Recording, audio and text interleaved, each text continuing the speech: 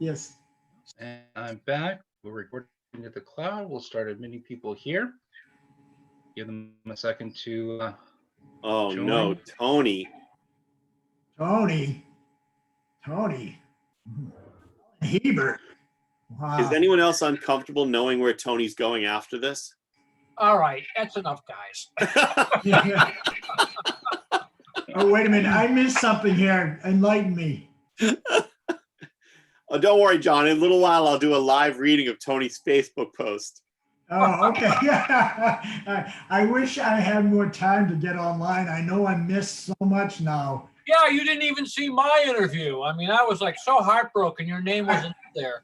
I felt so bad. I felt so terribly bad. So I said, screw that. And I saw Eric's and no, I did. I felt wicked bad, Tony. I'm just busting. Yeah. I'll get off. Let you guys do your thing. Yeah, wait a minute. Don't get off. No, that's after Tony. Yes. Yes, you do have to read that post. No. All right. Well, if you gentlemen are ready to go, Oh. we got everything set up. People are coming in.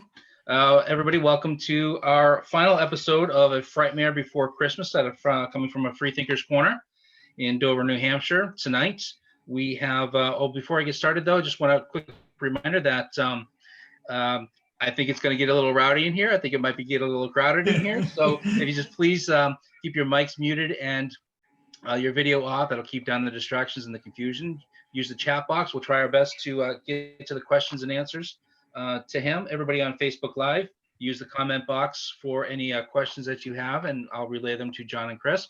And so we'll start with Chris Golden. He's and we have John McIlveen.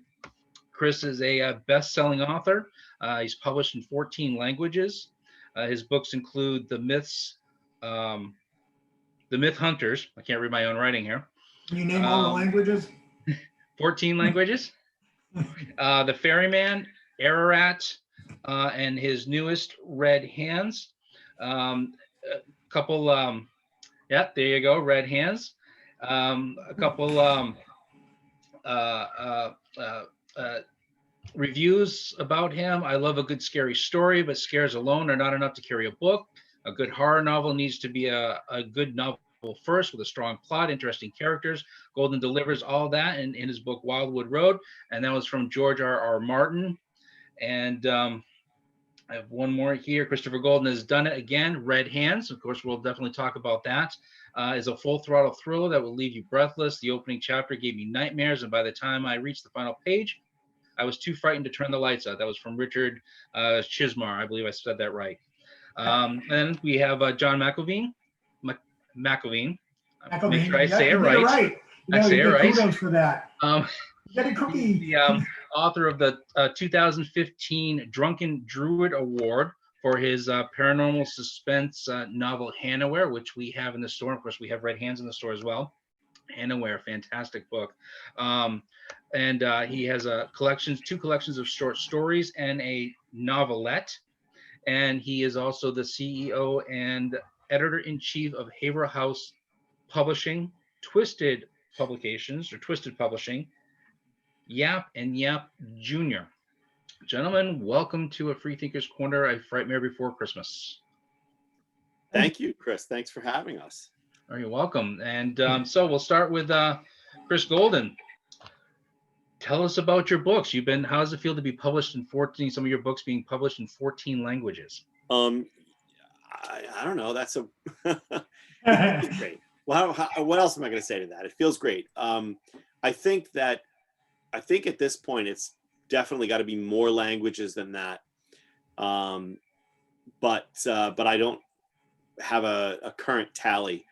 What's great about it is to know that there are people, no matter how united the world is on social media, there are still people in foreign countries who don't speak English, who live in those countries, who've read my books, who I will never have contact with. And it's weird to know that. It's weird. I was in Russia, I guess about 11 years ago. I was on a trip with my wife's family, and the one stop in Russia was in St. Petersburg.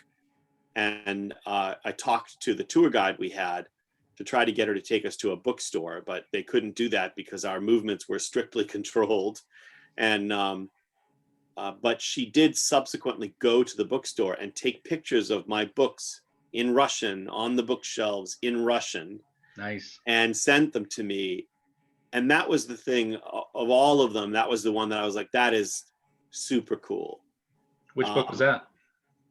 There were a bunch of them. There were several of my Peter Octavian books and a book called The Myth Hunters. The Myth Hunters was there.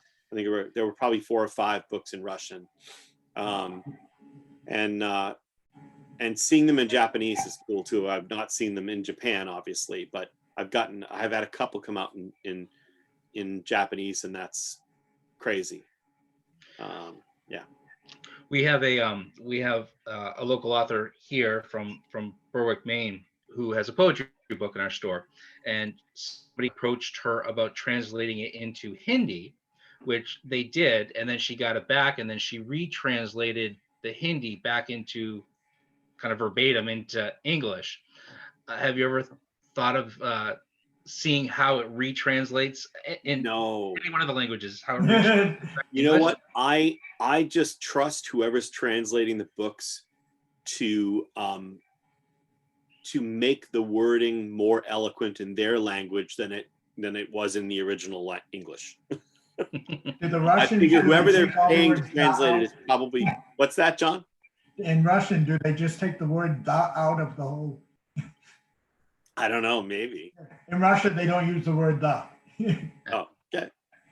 I also have to take a moment to say that I feel like I'm in a staring contest with Sherry Sebastian Gabriel's Avatar. But in any case, go ahead. I'm missing it. So you also have some tie-in works for Buffy the Vampire Slayer, Hellboy, Angel, X-Men. At least Buffy and Angel are two of my wife's favorite TV shows and stuff. So were these based on? So how do you work a tie-in novel? So I've been doing tie-ins almost as long as I've been writing. My first tie-in novel was the first ever Daredevil novel. And that was probably 96, I'm guessing. But it's just, you have to love it. You have to love the property that you're working in and inhabit that world. I don't know. It's just it's very different because you're playing with somebody else's toys, so you have to put them back in the box the same way you took them out, Right. But it's about finding ways to explore the worlds that other people have created in new and interesting ways, and pay proper respect to the characters that they've created. But yeah, Buffy, I mean, man, I loved it from the moment I saw the pilot, the night that it aired, and literally the next day was going on about finding out who had the rights and making sure that I was able to work in that world. Well, that was my question. Did somebody seek you out, or did you seek out to be able to write about it? Because I've seen, like, Terry Brooks did a Star Wars, the episode 1 tie-in. Well, I mean, there's tons of tie-ins for all different kinds of movies. So right. Is this something that you had to seek rights for? It's different for each project. I mean, I've done so many tie-ins, but for Buffy specifically, I had been talking to the author Nancy Holder about doing some kind of collaboration for a while at that point. We happened to be on the phone the day after the Buffy pilot aired, and I said, "Did you see that last night?" And she was like, "Oh my God, yeah, it was amazing." And I said, "We should do that." And so we reached out to our agents and said, "Can you find out who has this?" And they contacted the publisher, and it turned out that they had one slot still open, and said, if you can get pitches to them like tomorrow, they'll consider you. And then they came back to us and said, "Okay, we like this one. Can you write it in 4 weeks?" And we said, yes, of course we could, if that was what it took. But all of those situations are different. Sometimes you get contacted, but other times I'm trying to think of I mean, the last time that I did one that I sort of maneuvered into happening was really probably, I did a Sons of Anarchy novel a few years ago, the one and only Sons of Anarchy novel. And that kind of came about because I was in contact with Kurt Sutter about something else. And I was a fan of the show and a fan of his. And I asked him whether they were doing comics or maybe if they were doing novels. And he said, he thought they were, and he would sort of throw my hat in the ring, which was kind of him, and that's what happened. So again, every situation is different. We have our first question from our panel, or from our guests. Paul McNamee asked, speaking of tie-ins, how's your Justice League novel coming about? How did it come about? I did one Justice League novel. It's my only DC Comics prose work, and that happened because I had been talking to some editors at DC, and I had pitched sort of the one and only Star Trek idea I had, and they were like, well, that's too similar to this other, it was Pocket Books had the license at the time, and they said that's too similar to this one episode of Star Trek Voyager or something. I mean, and they said, what else do you have? And I said, that's it. I don't have any other Star Trek ideas. And it turned out that they had gotten the rights to do a bunch of DC Comics novels, and they were doing individual novels for Green Lantern and Batman and Superman and Wonder Woman and maybe one other. But they also wanted to do a Justice League novel. And they said, we're doing this program. We don't have somebody to write the Justice League novel yet. I had already written X-Men novels and stuff like that. So they actually just offered it to me. Do you want to write a Justice League novel? And I was like, hell yes, immediately, because I thought, and it looks like probably accurately, that might be my only opportunity to write many of those characters. And so that book includes dozens of DC Comics heroes. Do you go from, do you take the comics and make them into novels, or do you also write comics?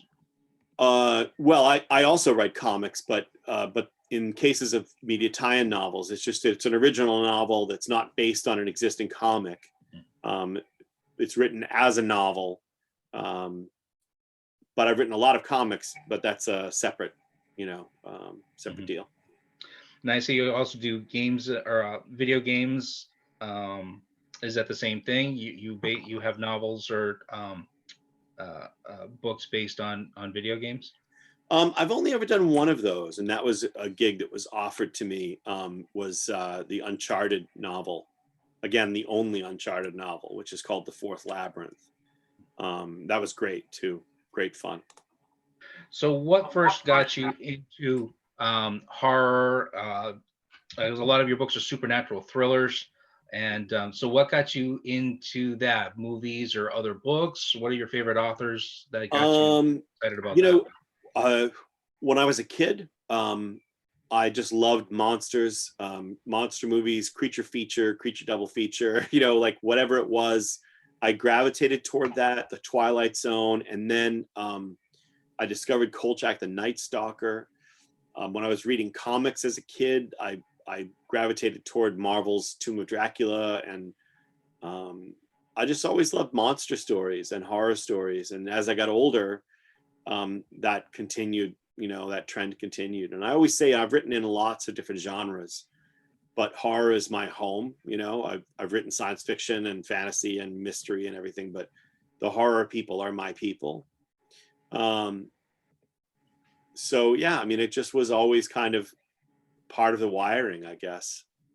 Did you ever think about doing some sort of like creature double feature type books, like a Godzilla or a Mothra or something like that? Or yeah, I mean, I definitely can see doing some kind of big kaiju novel at some point. Particularly, my son Dan is going to be 25 in a couple of weeks, and he is a massive kaiju and monster movie fan.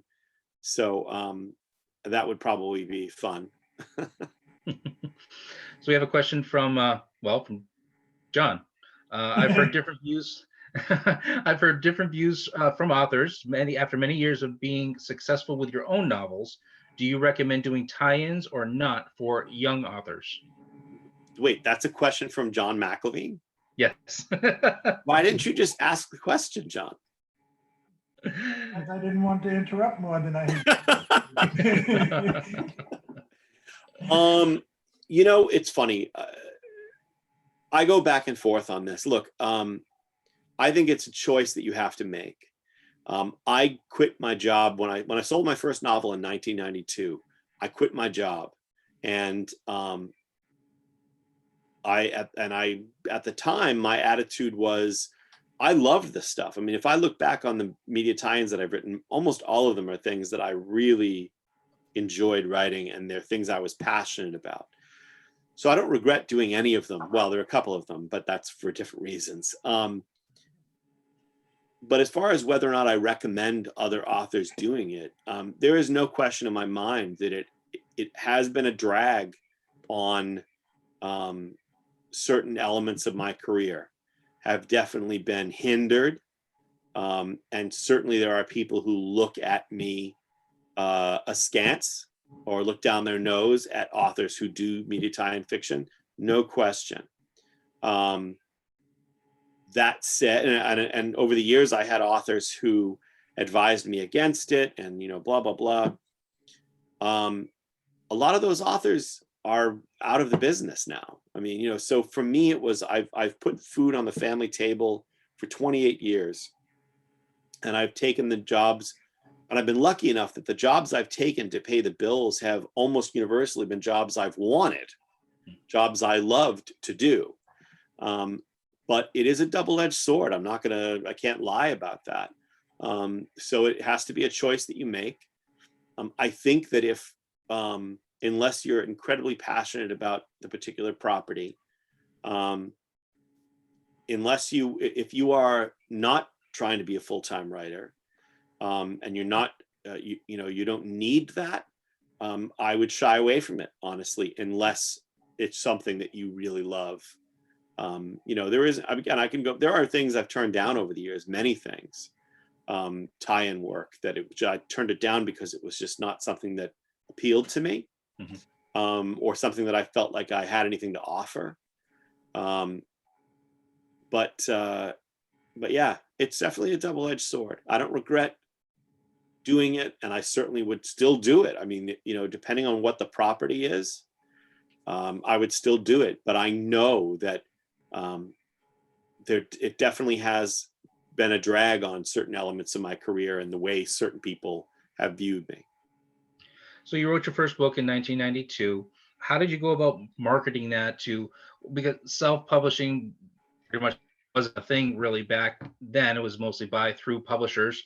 How did you go about marketing yourself did you get an agent to do it? Did you just try to go to small presses or the larger ones? And then how did you market yourself after your book was published? In 1992, I don't think that I knew that there were small press publishers aside from Cemetery Dance, and maybe a company called Dark Harvest. Was it Dark Harvest, John? Yeah, Paul Michael. Yeah. So aside from them, I don't think I knew any of them existed. So it never would have occurred to me to do that. I was fortunate enough that I had met, while I was in college, I'd gone to a couple of conventions, and I'd had an opportunity to meet Charles L. Grant, and I'd briefly met Rick Howdala.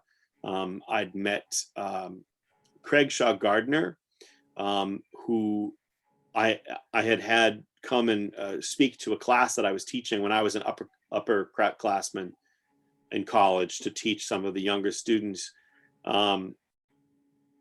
And so I'd had these experiences, and when I was a junior, I think I met Clive Barker, because I was writing for the school paper, and I interviewed him. So I'd had these experiences up until that point, and I ran into Craig Gardner. I was actually interviewing him for my first paid gig. I did an interview with Starlog magazine with Craig Shaw Gardner. That was the first time I ever got paid to write. And that was in 1989. And Craig told me about NECON, which is this tiny little convention in Rhode Island. And he said, nobody knows about this. Basically, in order to know about it, you have to know somebody who knows about it, and or whatever. And he said, you should really go. It'd be good for you. And I was like, okay, that sounds good. And I went to Nikon, and at my first Nikon, I met both Lori Perkins, who would become my first agent, and Ginger Buchanan, who would eventually buy both my first book, which was nonfiction, which is called Cut: Horror Writers on Horror Film, which came out in '92, and my first 2 novels. And then Ginger also bought a bunch of subsequent work from me. So that first Nikon was the pivotal point of my career. But I had laid the groundwork before that by going to conventions and meeting people and talking to other writers and trying to learn as much as I could about the business.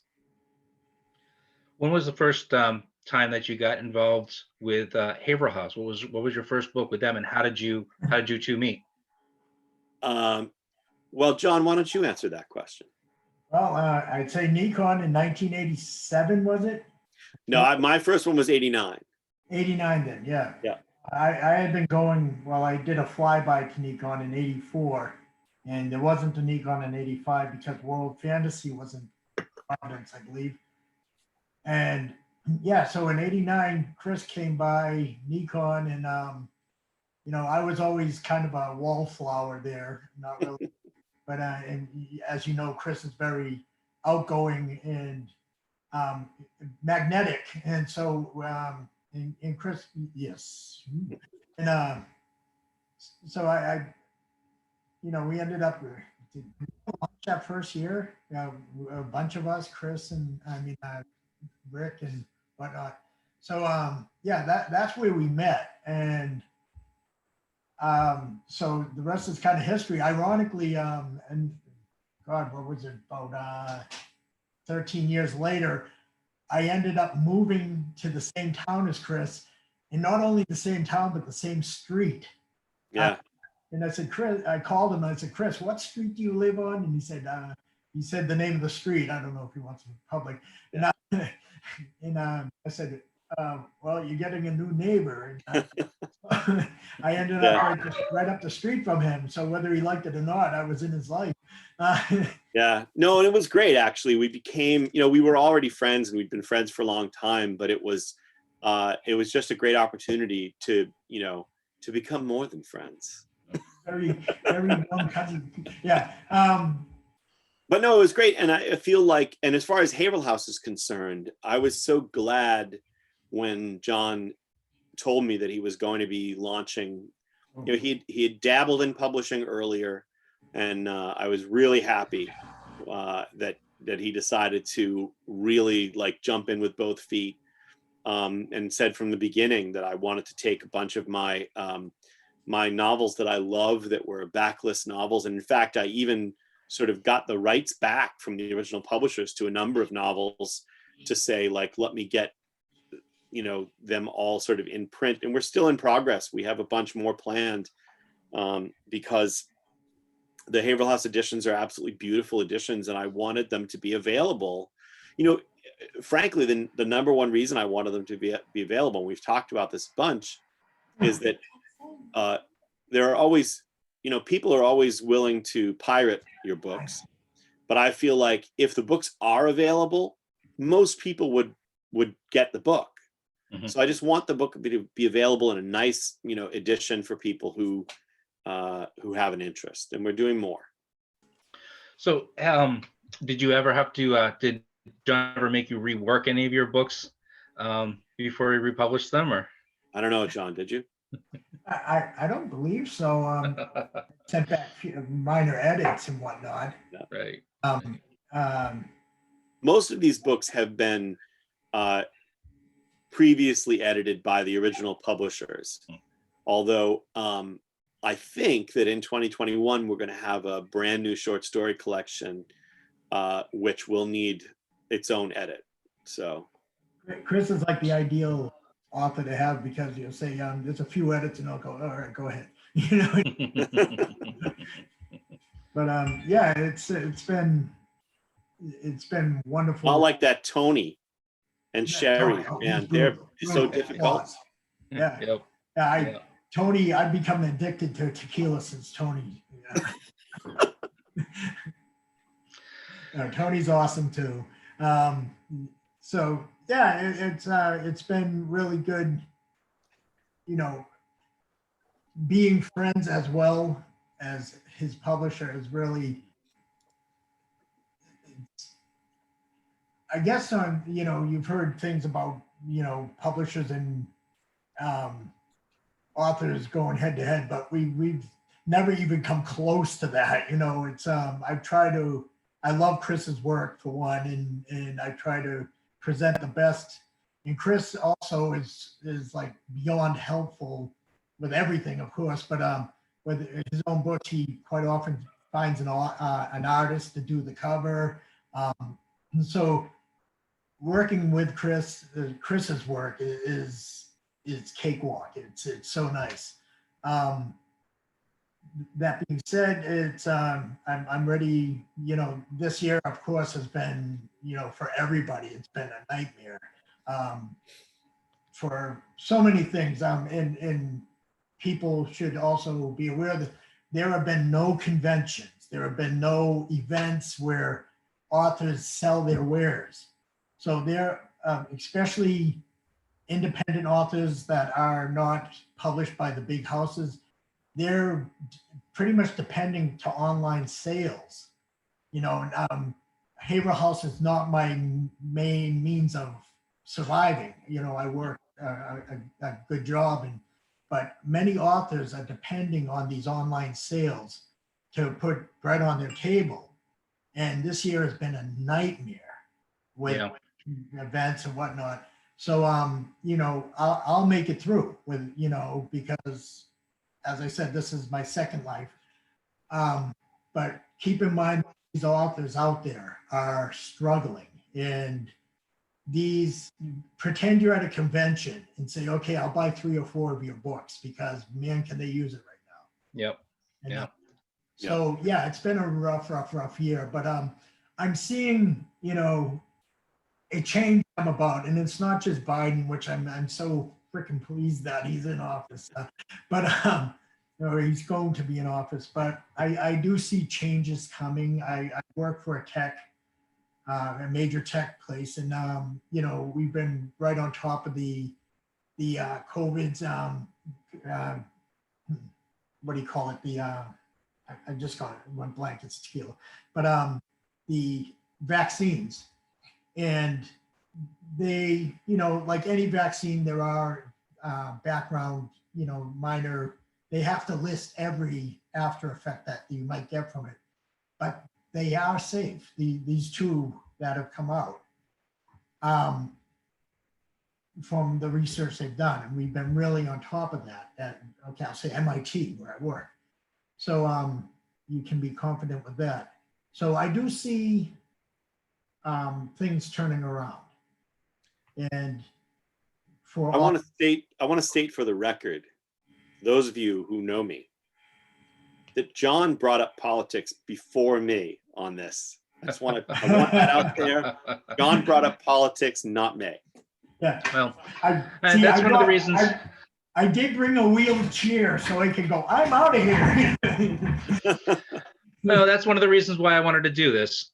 Just not only this series here, but just the Zoom events in general. You know, this is this puts us over 2 dozen now that we've done since early or midsummer, and I know how important it is to get your books out there. Some of you, it is your livelihood. Some of you, it is extra money, but it's still, you still want to get your work out there, and that was one of the reasons of starting our store. Was to you know, promote local, be it artists, artisans, and especially writers, because there are some great books that are out there that, you know, not a lot of people know about because they're small. There's not a lot of presence. So that's one of the things that we really try to do with our store. So of course the latest one we have is your book, Chris, your book, Red Hands. And just a quick little thing about it. For those who don't know, when a mysterious and devastating bioweapon causes its victims to develop red hands, The Touch of Death, weird science expert Ben Walker is called to investigate. So is it kind of like a supernatural mystery? Yeah, I mean, I wouldn't. There are mysterious elements to it, for Elements, sure. I yeah. guess I would call it a supernatural thriller or a horror thriller. It's pretty dark, but I would say it's all about the sort of rhythm and momentum of the thing. It's funny because I forget how horrific it gets until somebody mentions it. I've Because been in my reading mind, Chris- it's more of a thriller, but then people mention, boy, it gets like really gory and horrific, like as it goes. And I was like, I guess it does. Yeah, I've been reading Chris for 30 years, and this is the bloodiest thing he's written. Really? Wow. Okay. Yeah, I definitely. So is that something out of the norm? Is this the first time something? Well, he said it's the first bloodiest thing. We had a good friend of mine, Al Leverone, who writes. Actually, he kind of jumps around different genres, kind of stays within the thriller, but sometimes they're supernatural, sometimes they're more CIA type of espionage type things, but they're all kind of in that thriller range. Some horror, but he said his one book that won a major award, the Dillinger Award, was his first time ever writing something so bloody, so gross and out there. He doesn't know if he could top it himself, but it was a challenge to himself to do it. So is this one here something like that? No, I mean, I think, I go where the story takes me. If I go back to my very first novel of Saints and Shadows, and Angel Souls and Devil Hearts, I would challenge John's assertion that this is my bloodiest book, because those books, those books are extremely gory and extremely violent, to a point where there are scenes in them that I would not write today. But that said, I do think that Red Hands is pretty, it's definitely gorier than Ararat by far. But no, I just sort of go where it takes me. It wasn't my intention when I started writing it. I mean, the character of Ben Walker and the kinds of structures of these novels, they're structured like thrillers, but sometimes they dip into these other territories. So is it because of political correctness type things that you wouldn't write something like that past book and some of those scenes today, or? I think that there are two things at play. One part of it is that there are areas of exploitation that I'm no longer interested in. Like I'm no longer interested in doing anything specifically to shock the person reading the book. You know what I'm saying? Like it's not so if there's something that's really gory now that I wrote it because it's part of the story.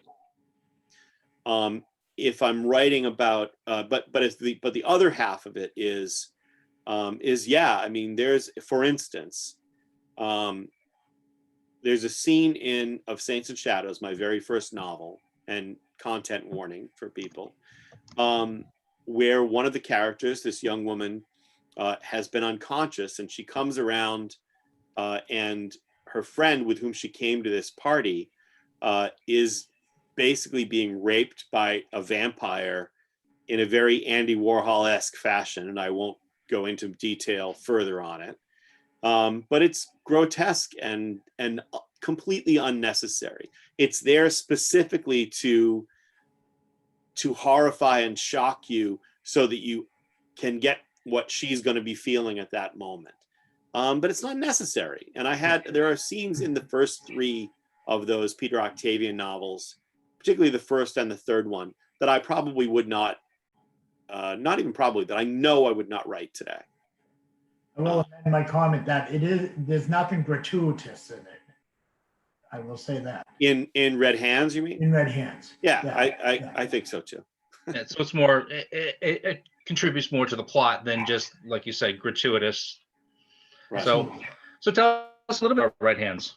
How did it get started? Yeah, some of the characters, some of the plot line. Well, it's funny because I've been saying about these sort of, this is the third novel featuring this character, Ben Walker, and Red Hands, in a nutshell, started with just this idea of mine that, it's not the first time somebody's written a story like this, but it's about what happens to somebody when your touch will kill somebody, when having physical contact with you will kill them.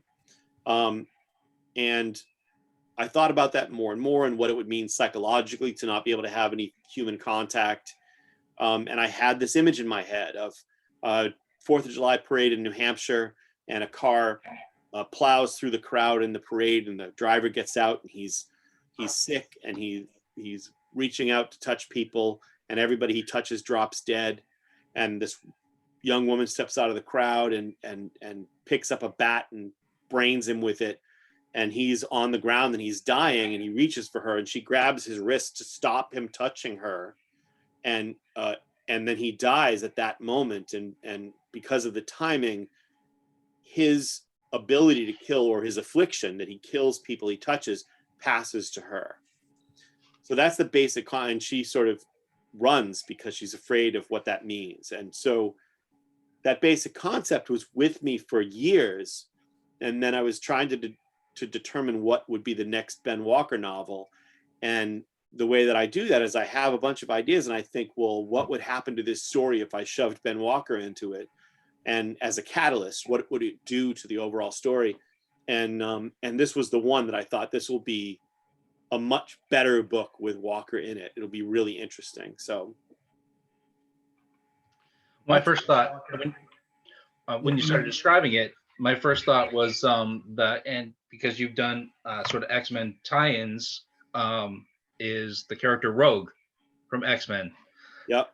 Did that have any influence on the book, or is this something you thought of, or is just I'm sure that Rogue was one of the things on the story itself is not rogue-like at all. Right. But the idea of not being able to touch anybody certainly, I'm sure, has a rogue relationship. I always look at it like, I talk to Mike Mignola all the time about how different we are as storytellers. We've worked together on so much stuff over the years. But I talk to him all the time about how, even though we're very different as storytellers, our frame of reference is very similar, or it has a lot of overlap, like the Venn diagram of that. And I always think about that as like a stew. You're dipping your ladle into the stew and seeing what you pull up. And so for me, certainly Rogue is part of that stew, So you had mentioned when we were talking about the tie-ins and stuff, and when you were starting that with the Buffy, a collaboration with somebody. Have you ever thought about collaborating with John on a book? Yes, I have. And anything in the works, or? Nothing in the works at the moment, but we should definitely talk further about that. I think he may have to wait till I'm retired. But I would love to do it. I'm actually envious of some of the written with, but it's nobody's damn fault but my own, because work and publishing and everything else just jumps in the way. But I'm very. Well, we should at least start with a short story in 2021. Okay. Yeah. There you go. About bookstore owners and no. We'll make it about Tony. Tony. Yes. Well, I guess one good thing about the two of you collaborating together is you are so not just personally close, but physically close on the same street, or live close more than to you each know. other. No, I'm not. Well, because we have one book in the store. One of the writers lives over here in Lebanon, Maine, or South Berwick, but her partner, who wrote the book with her, lives out in California, and they used to. Normally, the California woman would come here for Christmas, and then she'd go out there for midsummer. So, of course, that didn't happen today. But I mean, that's a long distance one. We have another collaboration too with somebody she's from here. Actually, she's from Maine as well, and she has a collaboration and does work with a woman in either Vancouver or British Columbia. So, you got this long distance collaboration, and of course, in the time of technology that we have today, it's a lot easier to do. That being said, I think we probably still end up doing a lot of it online in the email. Really? Probably. Freaking busy all the time. Also, he has moved. he still lives in the same city as I do, but Okay. but Haverhill is such a big city that it takes 15 minutes to get to his house. So here's a But- question for the two of you from Sherry. John and Chris, you've both written some emotionally heavy stuff. How do you cope with that heaviness? Do you sometimes have to step away and catch your breath? And part two, my addition to that is, what do you do if you have to step away? Listen to music, read other books, go for a walk, that type of thing. Go ahead, John. Well, for me, music is just as emotionally heavy as my writing at times. I do, even without lyrics, music can totally set my mood, my mode, it can ruin or repair a certain mindset that I have. But yes, writing is, for me at least, and I'm sure it is for Chris, being a parent as he is and as we both are, a lot of that goes into your writing. And there have been stories. There's one story I wrote years ago, and it's in my first collection, Inflictions. It's called Smokey, and it's about a cat, basically, that is called, you know how they say cats take your soul with them if they from your mouth. But there's this little abused girl in it, and the girl in this story was based on my daughter Kaylee, just on a photo where her mother had put like blue eyeshadow, and there was and she was looking out the window, and there was a certain slant of light, and everything set the mood for the story. And the story is, so, to me, so brutal. It's about this young girl who her mother loses control and basically abuses her to death. When I was finished writing that story, it was about 3 a.m. and I was in tears. I had to get up and go into Kaylee's room. She was a toddler in the crib. I had to take her out of the crib and just sit down with her for, I don't know, I can't recall how long, just to get past that story. And, that's how strong, for me, the writing can be for me. Chris? I mean, it's different. I mean, I definitely get into that groove sometimes. And I try purposely to feel what the characters are feeling, but occasionally I'll get into a place that is uncomfortable. I just wrote a short story that is really personal and was really hard to write. But I think the balance is trying to figure out, like, here's this thing that's real and personal and intimate and painful. Now I'm going to completely exploit that thing that I feel to try to tell a story that is not the real story. It's just it has a sinister horror story thing about it.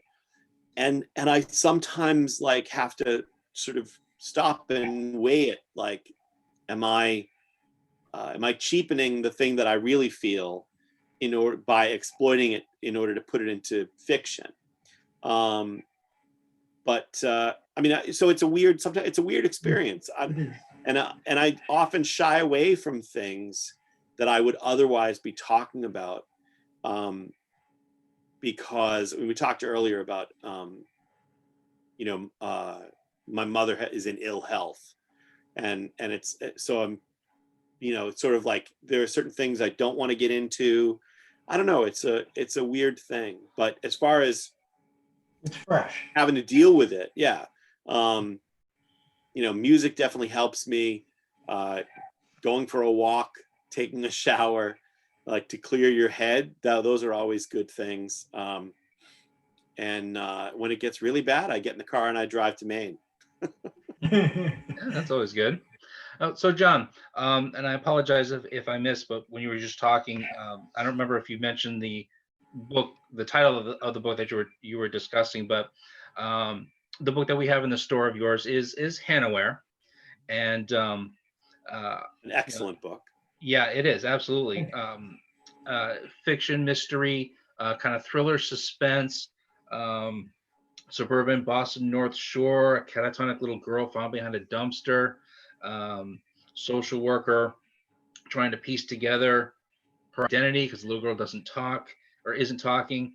There's a twin sister involved, and there's this other realm that's called Hannahwhere. Really fantasy, a lot of description, and kind of it has a lot of emotions to it. One minute I was angry, one minute I was frightened, one minute I was upset. Just so many emotions wrapped up in that book. Tell us a little bit about that. Well, of course, being a father of many daughters, it's easy to feel a kind of outrage that you would feel on this kind of situation. But Hannahwhere, number one, it's been out there for quite a while, so it's one thing I learned is because I've bridged so many different genres with it, it becomes a hard sell. So for new authors out there, if your book like encompasses 5 different genres, good luck, because it was in the hands of actually one of the top agents, and he said, I don't know how to sell this. I wouldn't be able to place it. And so he turned it down. And so I got a small publisher who bought it and published it, and it got nominated for the Bram Stoker, and it won the Drunken Druid Award in Ireland. And quick story, I got a call shortly after that from someone who said, do you have another novel? I see you did well with Hannahwhere. And I said, yes, I have a mainstream novel. Not interesting. We want another Hannahwhere. And I said, well, do you talk to your father? Because your father is the agent who turned Hannahwhere down. And he goes, oh, okay. So that being said, I didn't have another Hannahwhere. I didn't have another horror or paranormal story. So lessons learned. Being a young author, Chris has written a ton of novels, and he has been a font of advice, but I've also learned so much of the writing of, well, I've just finished the 3rd novel. It needs editing, but I've learned so much. But so going back to your question about Hannahwhere, you want to know, I was kind of a little obscure on the question as where did it come from or what? Yeah, where did it come from? When it started? How did you get the idea for it? Well, one, I've always had, and you'll probably notice in a few, I've written a few stories about twins. I've always been, I'm not sure if I was a twin in a past life or something. There's something to me that I find very interesting about twins and about, I've done a lot of research on how they can communicate with each other without using words, or sometimes they form their own language. And so the girls, Hannah and Anna, and if you notice the play with word, the word Anna fits right inside Hannah, and Hannah was the firstborn of the 2 twins. So one of the same age. So there's a lot of, I thought way too much on too many things on that part. But so my fixation with how twins operate and how they survive came into play on that. And I was thinking, wow, what if these 2 twins, one set of twins, were able to share this ability just to dissociate, but to do it separately, but still connected. It was a very convoluted idea. And many times during this, I kind of said, I'm never going to get this right. but I you know, kudos to Chris again. He helped me a lot with the novel. I was able to do it, and so it's about these two girls who, by being witnesses to the abuse their mothers take to a boyfriend, from a boyfriend, they dissociate. And when they witness the murder of their mother, they take it to a new level. And that's where Hannahwhere comes in. And there's another one called Anna Place, which is Anna's little separate dissociation. For her, you know, the question in the book is it real or is it not? And so that comes into play quite often during the novel. Is Hannahwhere and Anna Place, are these real places that these girls actually can astral travel in a way too? Or is it just totally in their head that I'm going to Hannahwhere? Shit's too, you know, excuse the French here, but stuff's getting a little too heavy. I'm going away. I'm going to Hannahwhere and I'm going to Anna Place. So, but oddly, these two places can merge, and it really comes into play later when there's a social worker who gets the case, Hannah's case, where she's discovered 2 years later, 1,500 miles away, curled up behind a dumpster, where this woman, because of Hannah's and Anna's story, becomes even more, she finds out a lot about her own questionable past. And that, so now I had to weave 3 real or unreal worlds together to make them work in this novel. So I like I said, I threw up my hands a few times, but I just kept at it, and it did quite well. Yeah, I have a lot of people to thank for it, but I just really was intrigued by the whole dissociation and twin thing. So that's where Hannahwhere came from. I'm not sure. There's a song by, I keep forgetting the name of the band.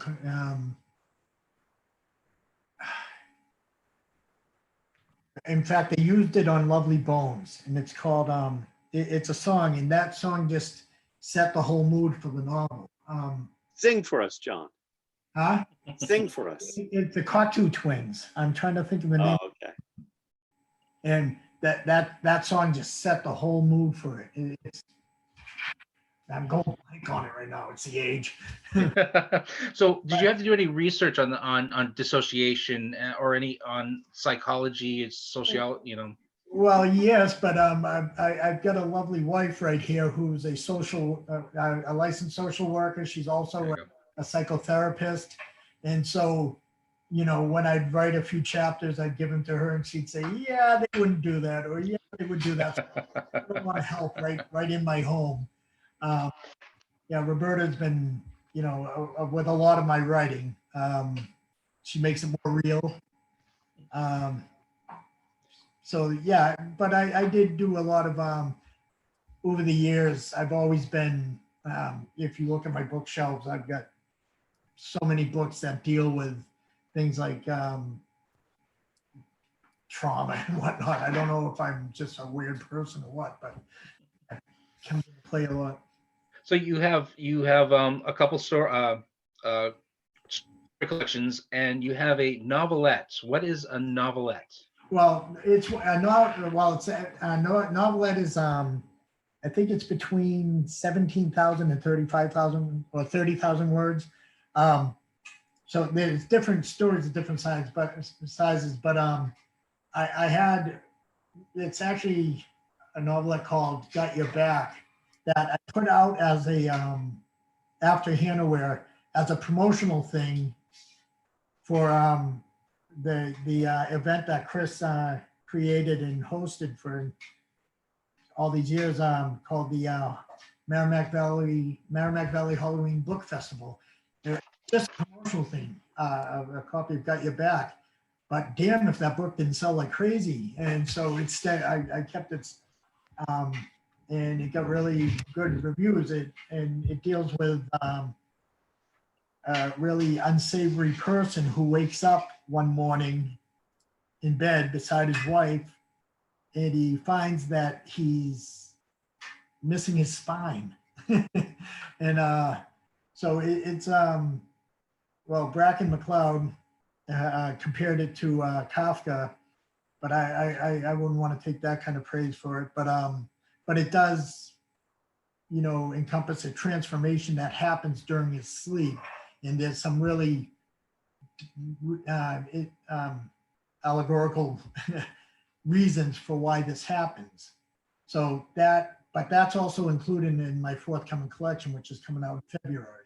So it's called a long short story or a short long story, one or the other. Yes. So what's the difference between a novelette and a novella? Length. A novelette is a small novella. Basically, Okay. You've got this series. You've got short story, novelette, novella, novel. So it's all about word count. Okay. And so a novelette is just a long short story or a short novella. So where does graphic novel fit into Chris, that? can I interrupt just for 1 second? Yeah. I want to just say something about John. So because I've got your back. And I want to talk about, he didn't mention the name of his forthcoming collection, which is A Variable Darkness, which I have read, and it's amazing. I've got your back. There you go. I've got your back. And wait for it, John, because there's a compliment coming. I've got your back is a really dumb idea. But it's but lots of authors have and we've all done it, have this idea. And when I say it's a dumb idea, I mean, it's an idea that should not work. And what's great is you can tell when a writer has taken another step in their level of talent and their skill level, when you can take an idea that shouldn't work and make it work beautifully. And that's what John does. And I've got your back. And you've seen Twilight Zone episodes that are like this, that are ideas that on the surface of them, this idea should not work at all. The one about the 5 characters in search of an exit. I can't remember who wrote that one, but it's the one about the 5 characters who turn out to be discarded dolls at the end of the story. And it shouldn't work, but that's what I'm saying about so that's when I mean, John has been a skilled writer for a long time, but every time I read something new by him, I feel like he has improved. He's constantly sort of leveling up. And when I read A Variable Darkness, I just was reminded by, I was reminded why I wish that he had more time to write. Of course, he has a full-time job that is an enviable job by any stretch. And I'm glad that he does it. It's a really freaking cool job. And he's got Haverhill House, but I want him to keep writing fiction, because when I read A Variable Darkness, I was like, this is so good. And so in any case, at the risk of he's red right now, which is great. But Roberta's applauding me in the background. Yeah, but it's but to see, it's great to see an evolution, because again, when I first read Hannahwhere, my editing pen was everywhere. And then by the time you get to A Variable Darkness, it's wow, this is so good. It's so clean and clever. And, and it shows effort, because you meet writers who never improve from wherever they began, or they don't improve much, so anyway. So John, check will be in the mail. So Tony's asking John about wanted me to ask you about Girl Gone North. Yeah. All right. You remember when I said lessons learned? Is a great example of it. Girl Gone North is well, it's a huge novel. It was 225,000 words that I slimmed down to 150, which is still huge. But I went into it with the mindset I wanted to challenge myself as an author. And that's what I keep trying to do whenever I come up with new things. And so I'm not female, as some of you can tell, but I do know females. I've got daughters galore and, you know, 2 sisters, mother, wife. So I do understand some things about it. And I'm not Black, which is clear because I'm about as Welsh as they come. And so I thought, what a challenge it would be to write from the perspective of a Black female. Wrong. It was very interesting. It was very enlightening. And another part of it is that we, you know, you say you can understand the story of being African American, but you know, it's very easy to say, oh, that must have been hard, or oh, that must have been, you know, being a slave was terrible. But you don't know it. And still I don't have a clue. You know, I'm sure I'm not even close, but I'm a lot closer than I was by doing the research. It was 4 years of research that went into Gone Girl to make sure it was accurate, to make sure timeline was accurate. But I wanted to, you know, to understand a little more. And oh my God, you know, the things I learned doing that. It's just, it's terrifying. It's horrifying. It creates nightmares when you see, you know, I did the research and you see these pictures of lynchings and these mothers bawling their eyes out, kneeling in the streets while their child is hanging from a tree.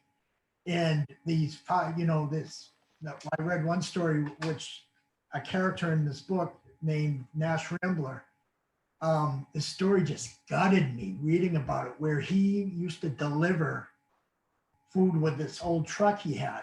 And one day the truck broke down and 2 white men accosted him and they knocked him out. And I don't know if they were trying to kill him or not. He didn't explain, but when he came to, his 15-year-old daughter that was traveling with him was gone. And so you don't know if the white men took her, you don't know what happened. And he spent years of his life trying to find this daughter. And just being a father of many daughters, well, we don't know how, you know, how this must have just torn him apart inside, feeling like I couldn't do anything. You know, when these guys showed up, I had no defenses for my daughter or myself. And so he carried this guilt through his life. But in the novel, he becomes kind of like a guardian angel for one of the main characters in this novel. So the novel Girl Gone North takes place in about 1961. It's a 6-month period. And it's about 2 sisters again. They're not twins. One's 18, one's 15.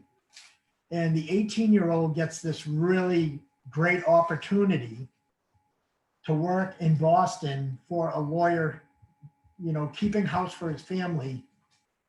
And, but he gives her the opportunity to go to Lesley College, which is at that time, the only college in America that would take a Black woman.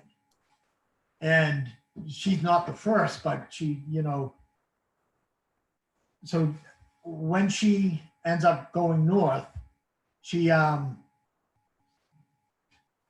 terrible things happen back south. It's 1961, of course, but not really related to race. Something, you know, her parents die in an accident. A drunk driver hits him with their truck when they're protesting a highway going into New Orleans that basically severs the city. It's kind of a lot like the John Fitzgerald Highway in Boston. It's just ugly as hell, cut right through the middle of the city. And so she takes on the guilt that if I hadn't left home, they would have survived and things would have been different, which likely isn't true. But now the 15-year-old daughter, after being there a few months, a number of things that aren't good happen. She ends up living with her grandfather and her uncle, who's not a great guy.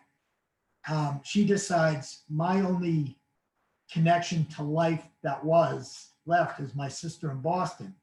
And she decides she's going to take her 3-legged German Shepherd and going to walk to Boston from New Orleans. Like, she's 15, she's clueless. But there's a reason, National Rambler being one of them, that this excursion might be possible.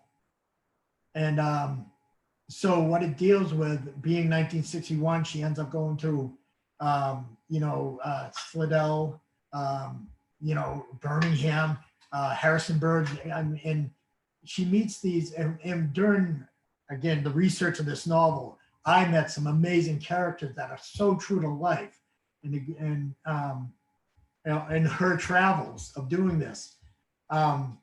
One being 2 teachers in Harrisonburg, Pennsylvania, where her name is Alice. God, I'm just going blank again. But she created the first school for freed Negro slaves, or as that's what the school said, the school for freed Negro slaves. And this is true to life. And she started this because when you came out of slavery, most of them couldn't even read. They would sign anything just to get some work and some food on the table. And so she was educated and she formed the school. And she was kind of like in the Tiananmen Square when they started doing the, they started, it was ethnic cleansing, basically what it was. And she stood in the road in front of the tractors and whatnot and wouldn't let them pass because they were coming into our town just to knock down houses that were perfectly good, but housing African Americans. So I know I'm going off in all different directions, but I'm very excited about the book. But no one will touch the book because it was told from that perspective. So I'm very deep into changing it from a very foolish first person, which I shouldn't have done, even though I've been told it was done very well, to a third person. And that at least might give it some hope of having seeing the light of day in a more, a larger venue. It sounds pretty heavy. That was a mouthful. I don't know. They're all welcome to message me later if they have questions. But So the people who've read it have loved it. So. Well, that's good. That's good. So back to Chris real quick. Greg Bastinelli over on Facebook Live, he'd like to know what were some of the challenges writing about a recurring character like Ben Walker? I think the challenges really just come down to the choice that you have to make to have the character evolve. Walker needs to continue to have the backbone that he has as a character, but at the same time, he needs to grow. He needs to have new experience and new sort of challenges for himself in his personal life. It can't just be about this adventure. That's the thing that's constantly a challenge with any ongoing character. How they change can't just be about what menace they happen to be facing in that book. So there's one book now. This is for both of you. And I apologize, I don't remember if you have stories in this book, but quite a few people who are watching through Zoom have stories in this book. Tony Tremblay, Sherry Sebastian Gabriel, her husband, Matt Bechtel. You edited it, John published it, and that's The Dystopian States of America. Actually, Matt edited it.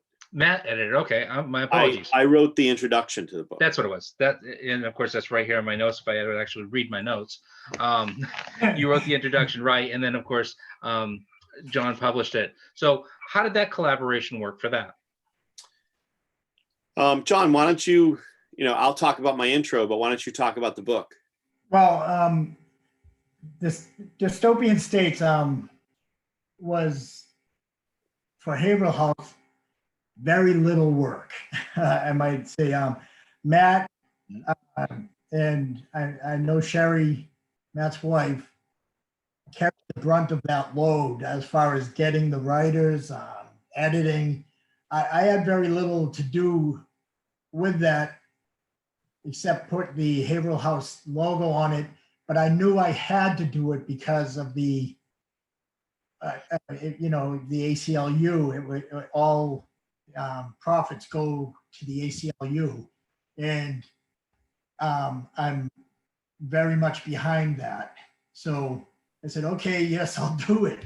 And I did write a story specifically for that, which I haven't been doing a lot lately. So that, that kind of shows the, how I felt about that anthology. I don't know, is Matt here? Because he could definitely answer it better than I could.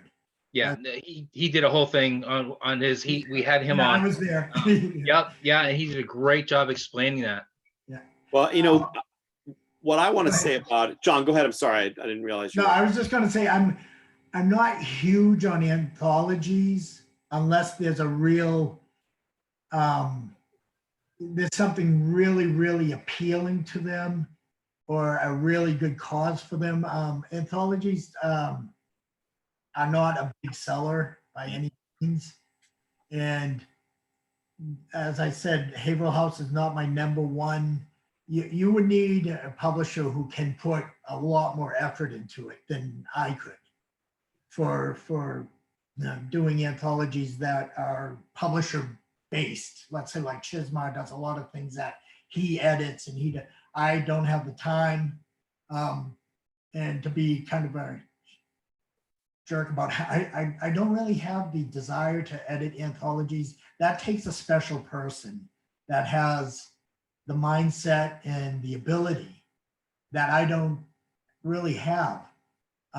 So when people present me with anthologies, it's usually like, but Dystopian States, Chris and Jim, of course, did the Twisted Book of Shadows, which was beyond a dream as far as like, what a product they created. So yeah, from my point of view, if you're, it's a hard sell. So. Yeah, I was just going to say that, for the Dystopia States of America,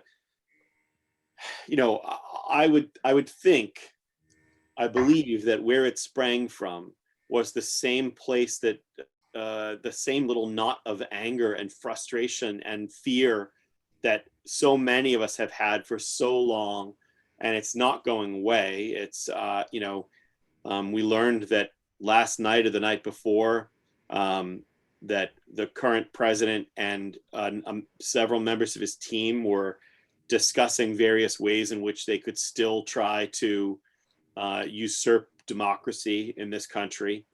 Maggie Haberman at the New York Times had a big article about it today. It's terrifying. It's absolutely terrifying. And so I feel like, Matt knew where I stood on all of it. He knew that, I'd be more than happy to participate. I was proud and honored that he asked me to write the introduction and to help the ACLU in any way we can, because, look, I've always said that you either believe in equality and Right. justice, or you don't. It's literally the simplest question anybody can ever ask you. Do you believe that people should be treated equally in all circumstances? Do you believe in justice? Do you believe that, people should be treated equally under the law? And the answer is either yes or no. And if you do believe in that, then of course you want to support the ACLU, and you want to support the efforts that that this book was intended to champion. So Matt is watching. He's sharing the screen with Sherry there. He says that you also helped recruit the authors that contributed. I'm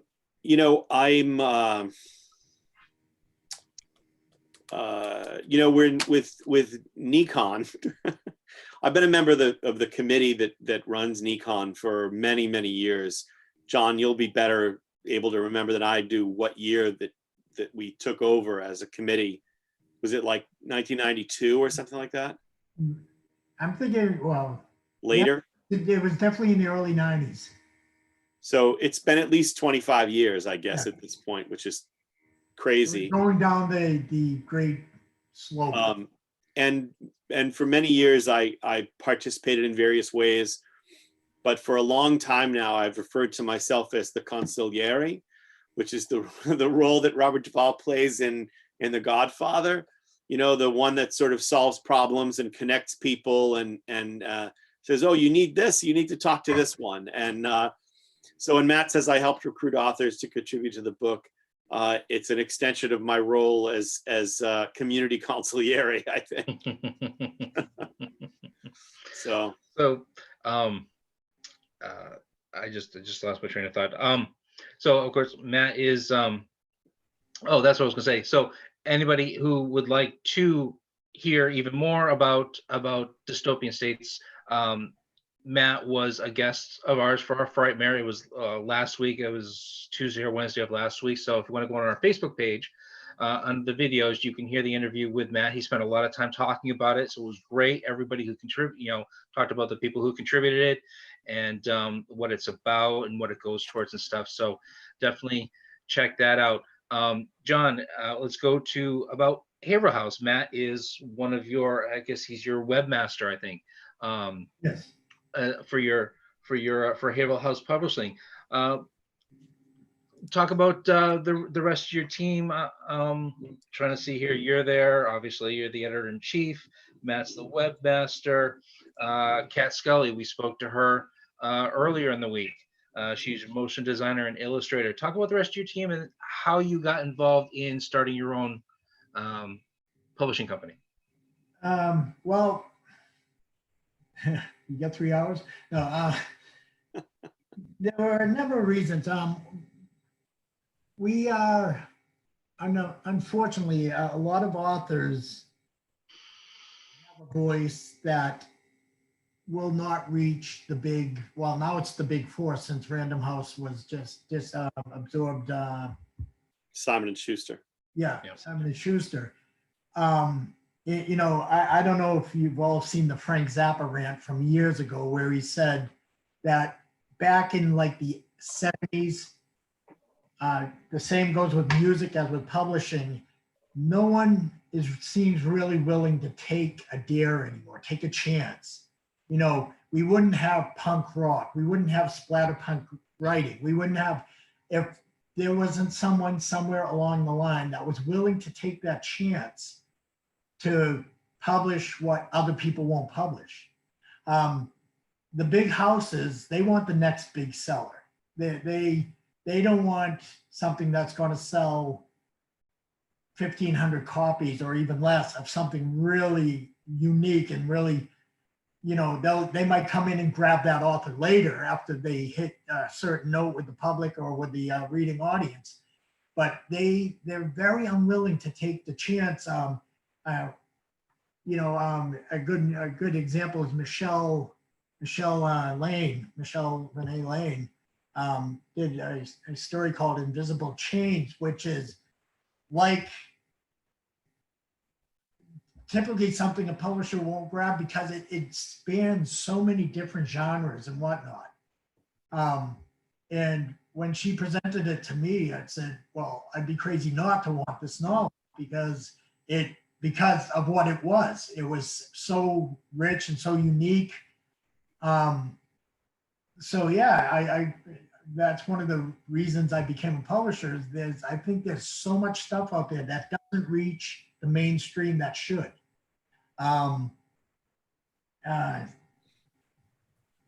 Fortunately, we do have organizations out there that do spread it around, and we have authors that do spread the word a little bit, but you need someone to publish those books.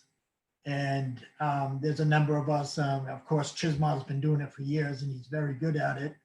But you've got presses like Eraserhead Press, which is really off the beaten path for, for novels, fiction, horror.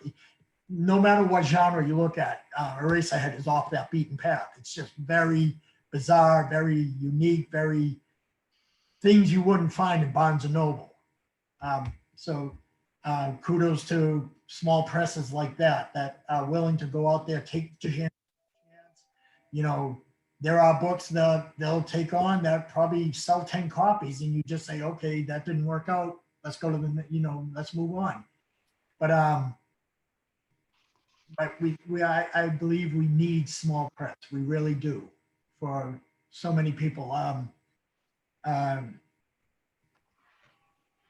Bird Box was published first by a small press, wasn't it? I don't know. Yeah, it was. Yeah, Josh Melliman. And Josh Melliman basically grabbed me on Facebook and said, hey, I'll send you a signed copy of Bird Box if you review it.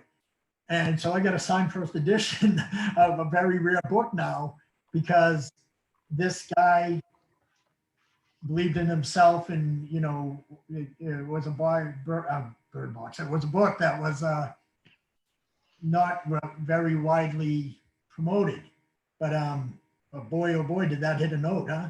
Yeah. I think also, John, that it is getting harder and harder and harder every year that passes to sell anything to mainstream publishing. The opportunities are slimmer than ever.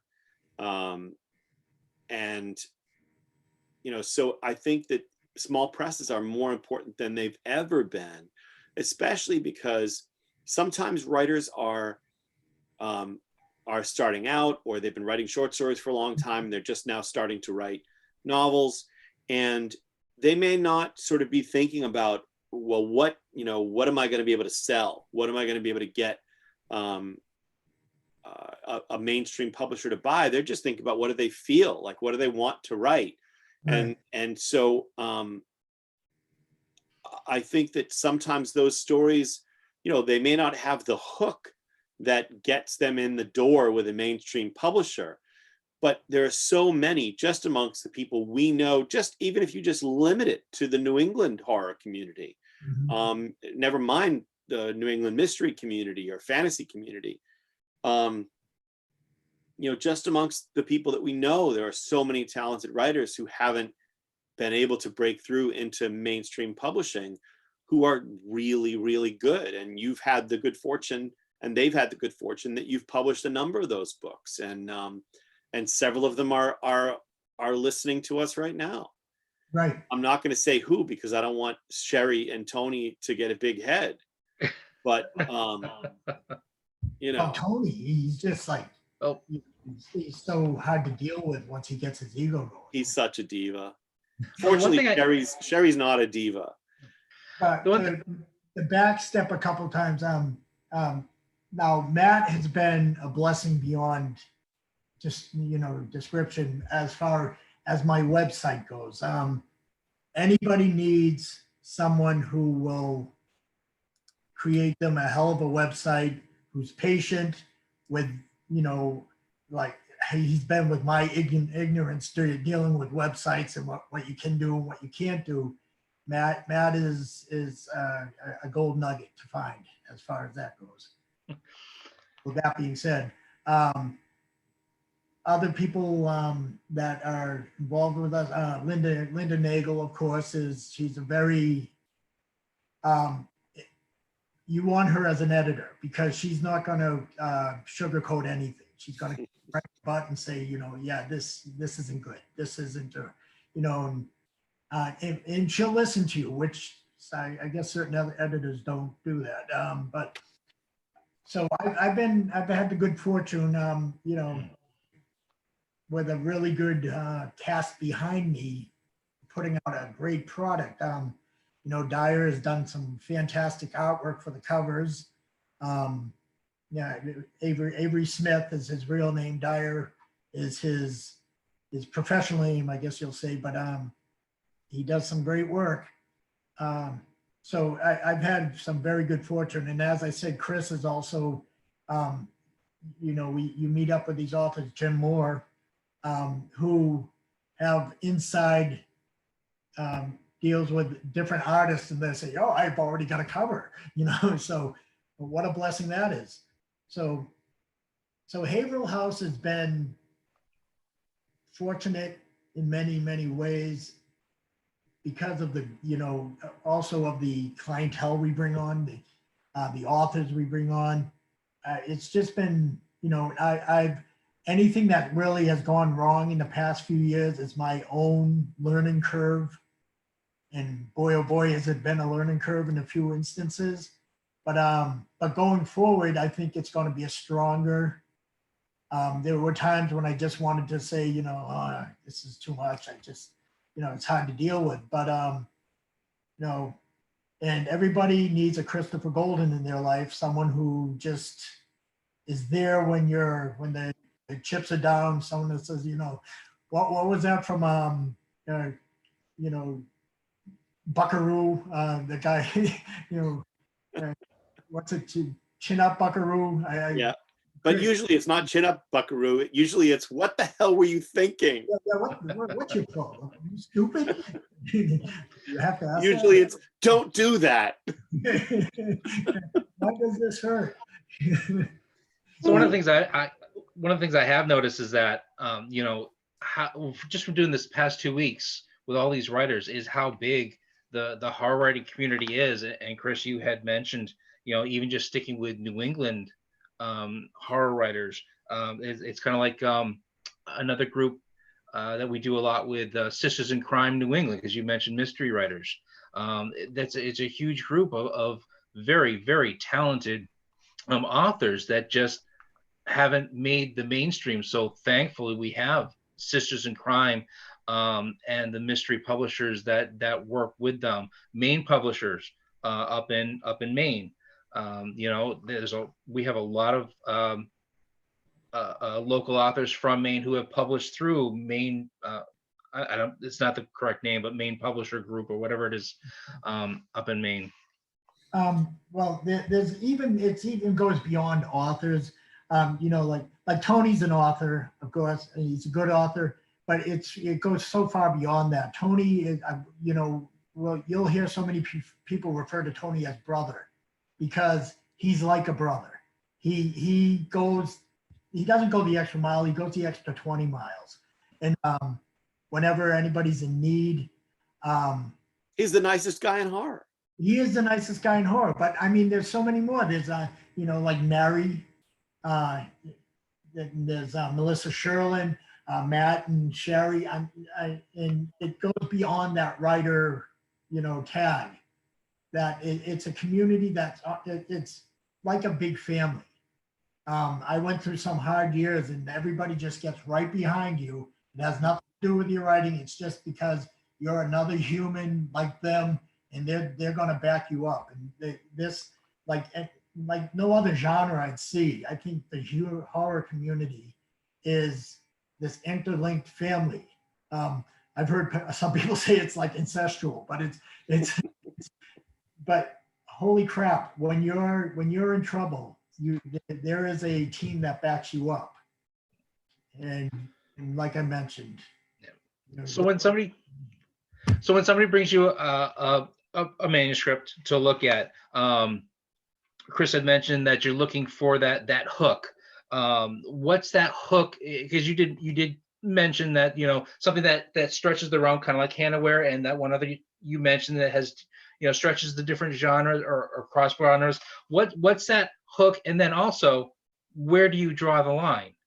Well, I do have a few readers, okay, because I can't read everything that's sent to me. Tony being one of them. My wife, who has a really good eye. In fact, I'll tell you a little story. My wife goes, not last year, but usually goes across America to different clients for her coaching. And once in a while, like she goes, I'll give her a novel. And I gave her a novel one day while she was going to Milwaukee. And as soon as she got off the plane, and there was Sherry Sebastian Gabriel's Spirits, she called me up, and she wasn't even off the plane. She said, "John, you got to get this novel." So it's not just my perspective. I have, as I said, these different readers. Diane Booya has a great eye for reading and for, knowing what really hits. So there are different perspectives that go into play, but once in a while someone will come in, "John, you got to buy this." I have a writer, a friend, Dan Salvucci, who just wrote a book, read a manuscript I sent him called Wheels. No, a different story, but the same person, Highways. And he said, "Holy crap, John, if this is like Chuck Palahniuk meets Anne Rice or something. It's just really," he said, "it's so different." He said, "I think you're really going to like this." So that's what next on my reading list. So if I can say what to send me, I can't give you a perfect description. Right. Send it, send a synopsis, send a query. And if it catches my eye and a couple other people that look at, the emails and whatnot, who knows? You mentioned that one publisher who looks at or publishes that real, like I guess it was real darker stuff. Where do you draw the line? Like Christopher's bloody one there. Is it like the gratuitous type stuff? Is that where you draw the line that you don't want to really have anything to do with, or? Well, there are things that I'm not a big fan of. I don't like gratuitous gore, just for the sake of, like chopping babies up and stuff. Like, don't bother sending. But I don't publish just horror. People seem to think that's, I published a Wilhelm Reich science book from 1957 called, Contact with Space. So, I'm open to anything that, well, I won't say anything, but I'm open to looking at what you have to offer. But where I draw the line, just think of it from a moral perspective. Child rape, forget it. If it's not intrinsic to the plot, if you do it there because you get off on it, don't send it to me.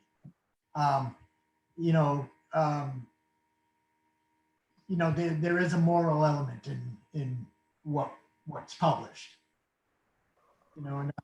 And I think we have a pretty good, what I've received so far, there's been very little that I'm just saying, "Oh, no, not that," very little. But send me, edit. Don't send me something that looks like that you didn't even bother doing a second read on, because it really takes away from the story. It can be a fantastic story, and if it's poorly edited, it won't hit. So it's just send your best, your best work. It's good to have it edited, and be humane. Right. So you had mentioned a while ago about the Halloween book festival. Tell us about that. That's something every year. Obviously, it couldn't happen this year.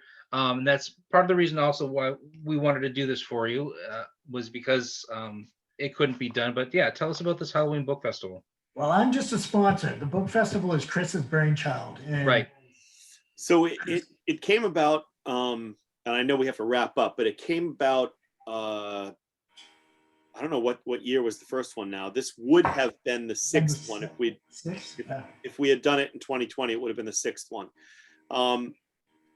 So it came about because as a writer who's been in the game for a long time, I have lots of copies of some of my books. Some of my books I have hardly any copies, but I have lots of copies of others. And I thought, well, these are just sitting here, and it'd be good to be able to sell some of them. And I know lots of my friends have lots of copies of their books, and lots of my self-published or small press published friends benefit from doing events like this. And so I thought, let me just do an event where if I can get a free location, we get a bunch of people together, and we'll see what happens, and we'll try to get people to come out for it. And that first year, we did it in a location that had a fire code limit of, I think, 200 people or 300 people in the building at a time.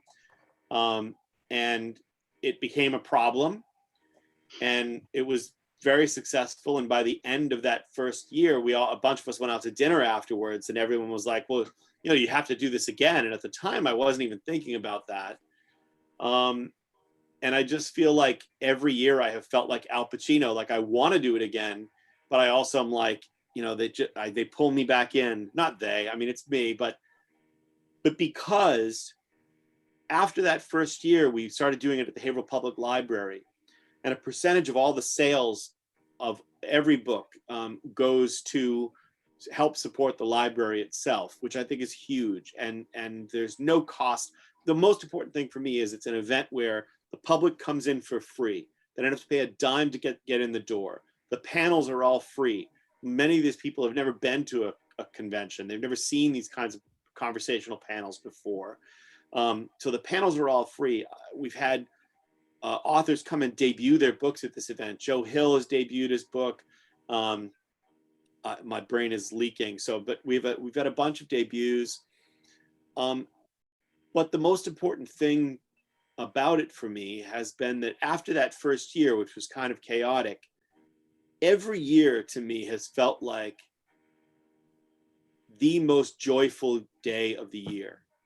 You go into that room and everybody is so happy and so full of, it's just like they're all just in love with books. The event is free. They come and they talk to the authors and they buy books, and the authors are thrilled because they're selling books. So many authors have told me it's their most successful event. So I've had authors come from Europe, from various places around the country. And it's been great. And so after last year, I decided I'd had enough of the stress involved with it, and I wanted to still be involved, but I wanted to step back from running it. So our friend Melissa we've created a committee to run the event, and our friend Melissa Sherlin is the chair of the event, and she'll be running it or spearheading it going forward. So next year will be the first one that Melissa is chairing, and I have no reason to think that we won't be able to do it in October 2021. If we don't have a vaccine, I mean, if we haven't all been vaccinated by then, we're gonna have a problem. Well, a lot of people are saying that they miss it.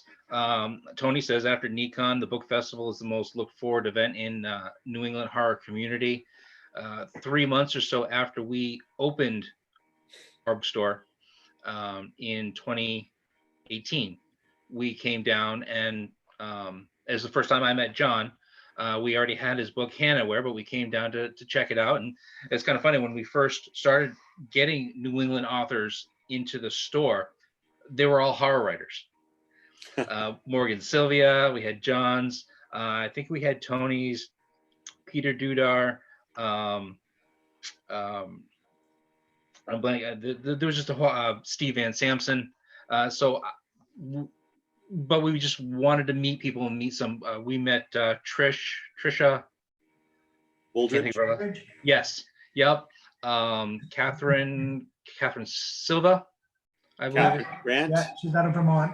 Oh, Yep. okay. So there were a lot that people that we had met, and it was a great thing, and so we were actually really looking forward to this year coming down and seeing it. But it's good to hear that it's still hopefully gonna be next year. And we're renting a bigger space next to us to use as a gallery, but we're also for big events like that, and so we're hoping to have a lot of you come to do we did have one multi-author event the beginning of mid-March, and then the weekend after we closed down because of the pandemic, and it's just been sitting there at 55 degrees and doing nothing except for taking money out of our pocket because we can't do anything with it. But so you had mentioned a long time ago, I know we're going to wrap up here in just a little while, but a couple other little things.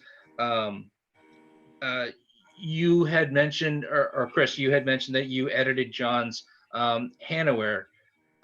Do you do that often? Well, in general, do you use other beta readers, or do you usually just stick with between the two of you, or other professional editors when you have your books edited? John, you want to go first? Well, Chris has you've got to have the house editors, right? Yeah.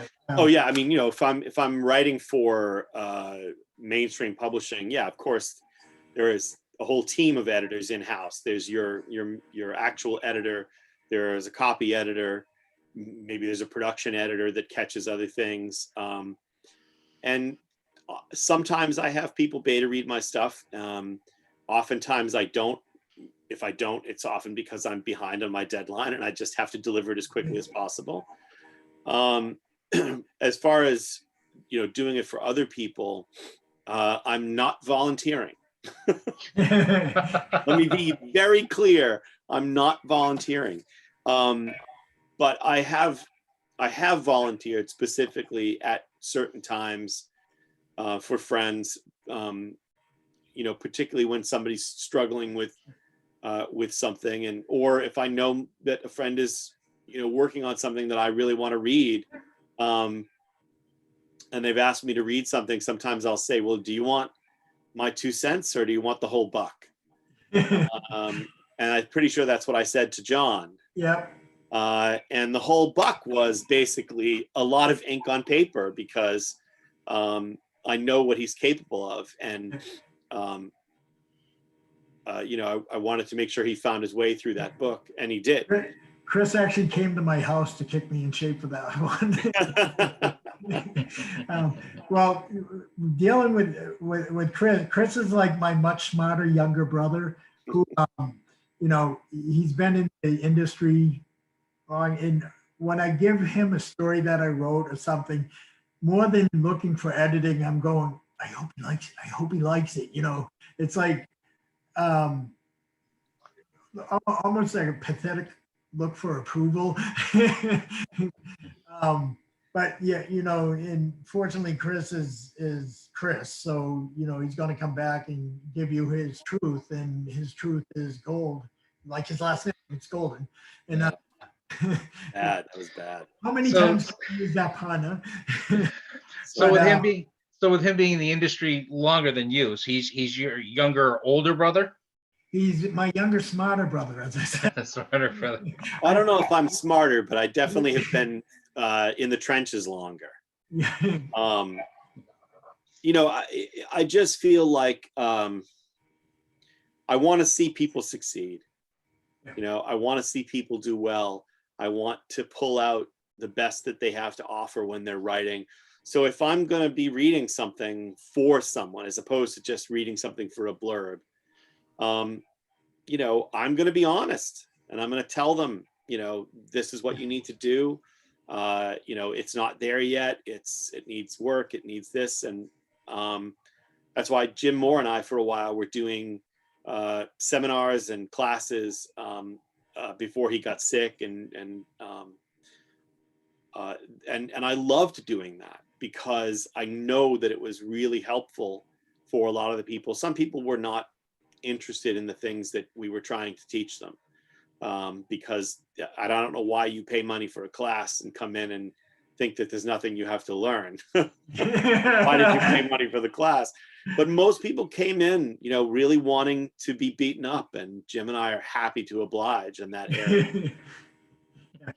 So Interesting thing is, I had also sent Hannahwhere. So authors who are beginning, an edit to your manuscript with 4,000 little blue marks within it, or red marks, whatever your editor, does not mean they don't like it, because I had sent also my book to Rick Howdala, sadly just before he passed away.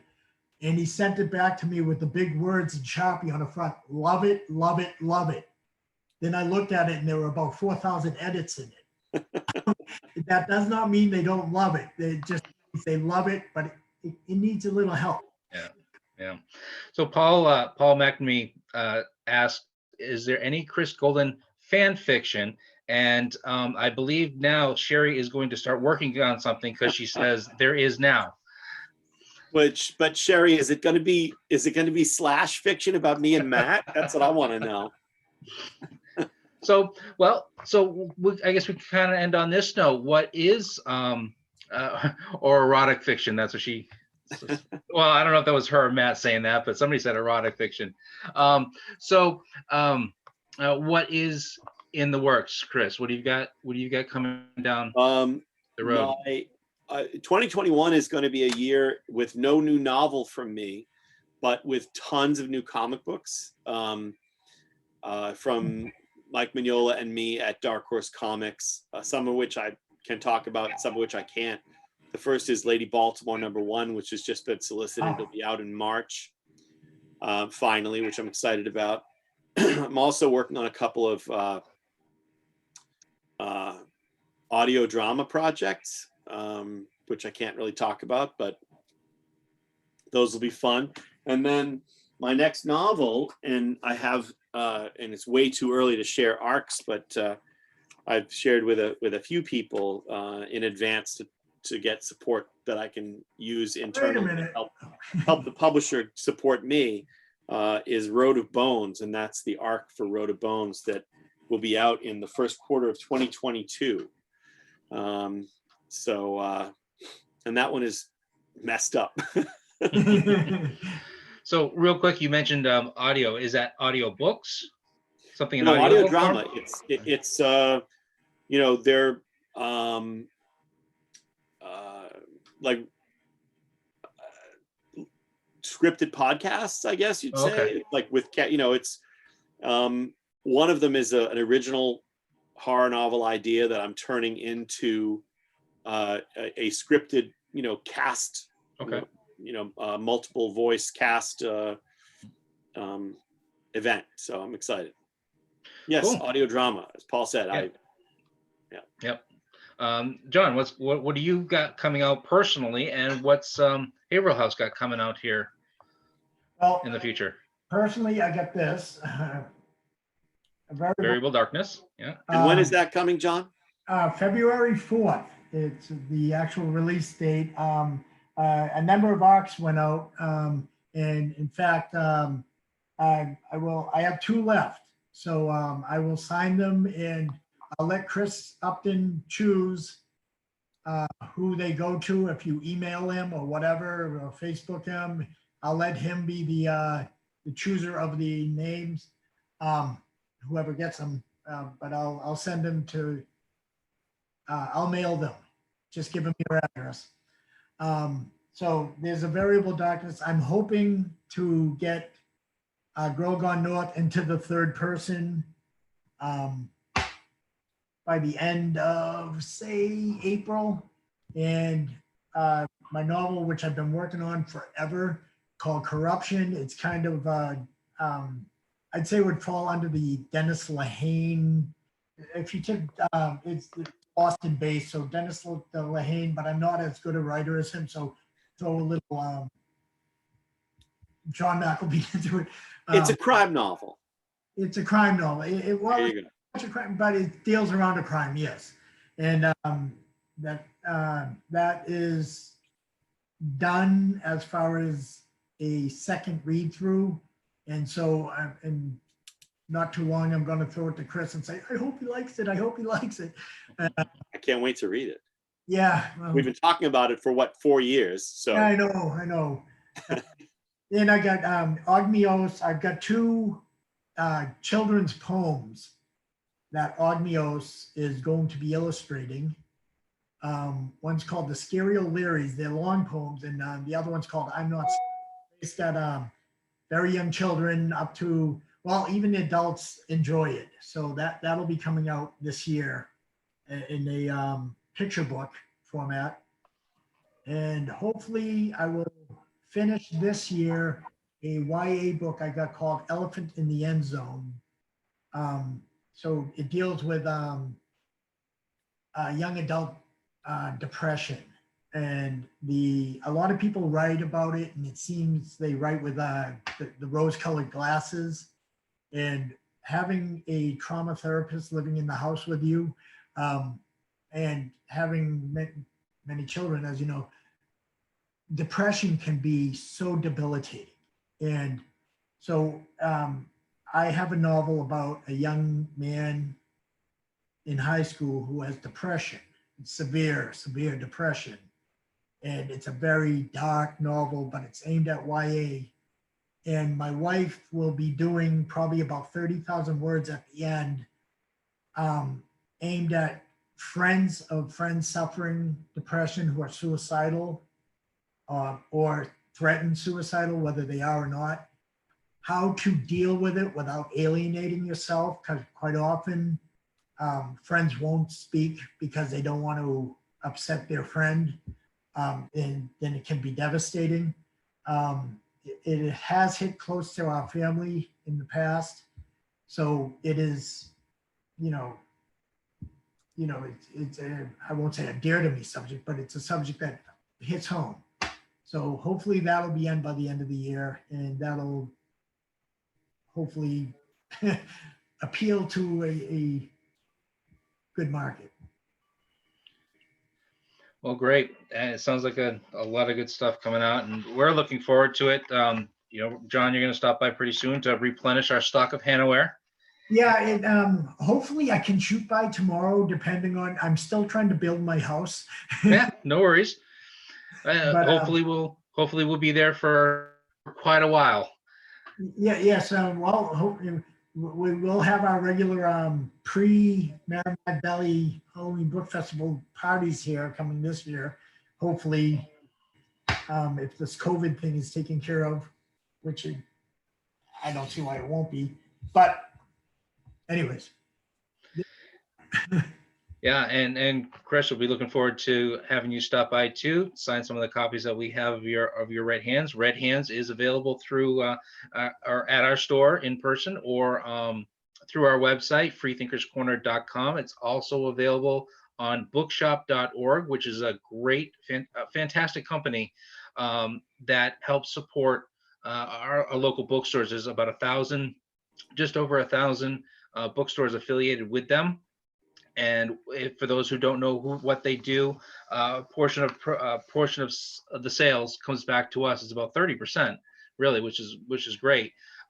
They just started the beginning of January before the pandemic, and then it just took off. And they expected by 2030, year 2030 or 2023, so in 3 years, they were expecting to gross about $6 million in sales. Well, they just came out a few days ago that in just the 9 months, 10 months that they've been open, they hit $10 million in sales. That will all not in sales, but that has been given out to local bookstores. There's a general pot that they split, so a portion of sales through our link comes directly to us, and then some goes into a general pot, which they distribute to everybody. So thank you, everybody who has contributed to bookshop.org. Definitely anything that's taking out of the pocket of that company that shall not be named, for us anyways, is great. Another quick company too, Libro.fm. That's the audiobook company that a lot of independent bookstores partner with. Sales through them go back to the bookstore that you've linked to. And so something to think about too, if you're going to come out with audiobooks, definitely, try and partner with them, because we'll definitely support your audiobook through them as well. So of course, if we don't have it, Bookshop usually does, but also go to your own local independent bookstore and ask for them. Ask for these books, because that's how these books get into the store. Sometimes we don't know about particular authors or particular titles, but we look them up. We look into them. We get maybe a copy for ourselves, and then that's how I got Hannahwhere. And then from there, of course, now I got Chris. I got Tony. I'll have Sherry and Matt very soon. So just independent bookstores. So again, thank you, Chris. Thank you, John, and thank you for everybody else who participated in our 2-week-long Frightmare Before Christmas author series. I'd like to add one little thing. If you look through the list of names there, you'll see that there's Scott Goudsword. Mhm. Scott is kind of the driving force behind New England horror writers, and if you're not already involved with them, it's a good local environment to be in. Scott does a lot of work there for little to no pay, I'd say. And he's been doing it for years, and he should get mega kudos for that, because it's a great little environment to be in, as I said, for local. He can also create a mini book festival with an email. So, as he said in the chat over there, if you want to fill that room of yours anytime, just let him know, and he can do it overnight probably. Great. Yeah, definitely. So again, John and Chris, thank you very much. Everybody, thank you for joining us both on Facebook Live and for Zoom. And best of luck to everybody in your books. And let's hope we have a good year. And happy holidays to everybody. Thank you, Chris, for this whole series. You put a Welcome. Thanks, everybody, for